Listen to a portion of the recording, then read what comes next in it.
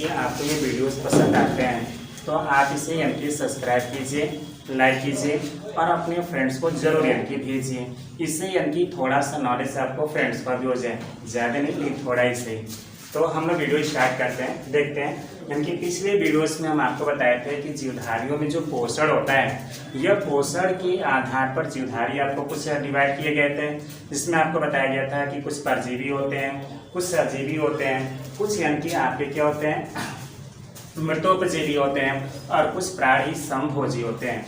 लेकिन प्रत्येक जीवधारी के द्वारा जो भोजन ग्रहण किए गए उसमें कुल यानी कि पोषण में कितने चरण हुए, तो इसमें कुल 5 चरण होते हैं। जिसमें यानी कि पहला जो होता है इंगेशन। इंगेशन का मतलब होता है अंतःग्रहण, अंतःग्रहण। दूसरा होता है पाचन, जिसको डाइजेशन कहते हैं। तीसरा होता है एब्जॉर्प्शन, जिसको अवशोषण कहते हैं। और फिर जो होता है यानी कि एसिमिलेशन, जिसको स्वांगीकरण कहते हैं, स्वांगीकरण। इसके बाद से एक्सक्रीशन, उत्सर्जन। ये प्रत्येक जितने भी परपोषी जीवधारी हैं, इन सभी जीवधारियों के अंतर्गत ये 5 क्रियाएं होती हैं। एक एक को हम डिफाइन करते हैं। इग्निशन, इग्निशन किसे कहते हैं? तो द प्रोसेस ऑफ यानी कि taking the food and reach in the mouth. जीवधारियों के द्वारा या जीवधारियों में भोजन को मुख तक पहुंचाने की जो क्रिया होती है उसको अंतःग्रहण कहते हैं। मतलब अंतःग्रहण का मतलब क्या हो गया? भोजन को मुख तक पहुंचाना। जैसे यानी कि मानो है, अब ऐसा नहीं है कि उसके सामने उसके हाथ को बांध दीजिए और भोजन रख दीजिए तो भोजन अपने आप चला जाएगा, ऐसा नहीं है। वह यानी कि मानो अपने बाई हैंड्स के द्वारा यानी कि भोजन को मुख में पहुंचाने का कार्य करता है, इसलिए इस क्रिया को अंतःग्रहण कहते हैं, इंगेशन कहते हैं। दूसरा होता है डाइजेशन। डाइजेशन क्या होता है? तो डाइजेशन जैसे मान लीजिए आप रोटी, चावल, दाल, सब्जी इत्यादि खा लिए, तो खाने के पश्चात अगर आपकी फिंगर्स कटती है तो ऐसा नहीं कि आपके मतलब फिंगर से रोटी, चावल, दाल इत्यादि निकलेगा, उससे ब्लड निकलता है। ब्लड है, ब्लड में बहुत सारे आपके पोषक तत्व होते हैं जो फूड के डाइजेशन से निकले। अब डाइजेशन होता क्या है कि the process of complex food material change into the simple and diffusion यानी कि सब्सटेंस। मतलब एक आ गया यानी कि पाचन है क्या, तो जीवधारियों के द्वारा जटिल अविसरणशील भोज्य पदार्थों को साधारण और विसरणशील भोज्य पदार्थों में परिवर्तित करने की जो क्रिया होती है उसको पाचन कहते हैं। यह पाचन की जो क्रिया होती है that also started the mouth, ठीक है, ये माउथ से स्टार्ट होता है and that also completed in small intestine. ये स्मॉल इंटेस्टाइन्स में क्या होते हैं? कंप्लीट होते हैं। इसके पश्चात जो यानी कि एब्जॉर्प्शन, जो डाइजेस्टेड यानी कि फूड आपके न्यूट्रिएंट्स हैं, जैसे ग्लूकोज है, इम्यूनो एसिड है, फैटी सब्सटेंस है।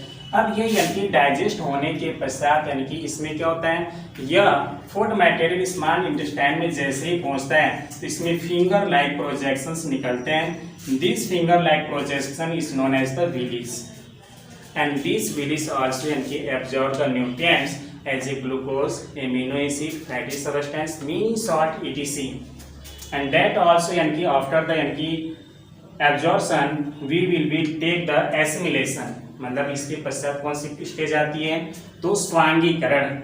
जो आपके यानी कि एब्जॉर्ब पोषक न्यूट्रिएंट हैं, यानी कि जो आपके क्या हैं, जो एब्जॉर्ब फूड न्यूट्रिएंट्स हैं, वह न्यूट्रिएंट्स यानी कि ब्लड में मिक्स होने की जो क्रिया है वह ब्लड में मिक्स होगा, फिर आपके कहाँ जाएगा वो, तो सेल्स में जाएगा जहाँ पे एनर्जी जनरेट करेगा। मीन्स ये कहा गया कि पोषक पदार्थों को रुधिर में मिश्रित होने की जो क्रिया होती है उसको एसिमिलेशन कहते हैं।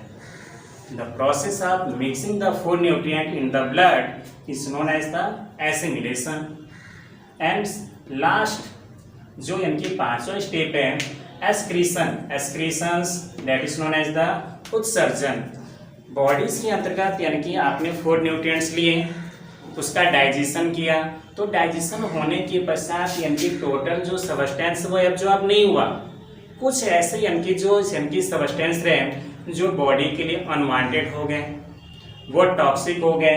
तो यानी कि the removal of the toxic substance, जो यानी कि अनवांटेड अनडाइजेस्टेड जो सब्सटेंस है, जो यानी कि मतलब नाइट्रोजनस सब्सटेंस होते हैं, उसको बॉडी से बाहर निकालने की जो क्रिया होती है उसको उत्सर्जन कहते हैं। मतलब यानी कि इसको इंग्लिश में डिफाइन कर सकते हैं, the removal of nitrogenous excretory material from the bodies is known as the excretion.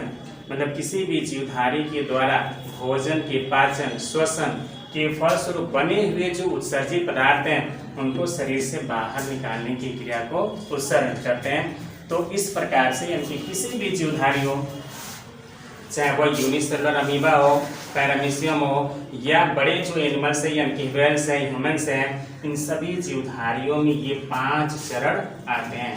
और डेट इज सो इम्पोर्टेंट, यानी कि जब भी आप डाइजेशन की बात करेंगे तो ये 5 चरण आएंगे। इसी के साथ जय हिंद।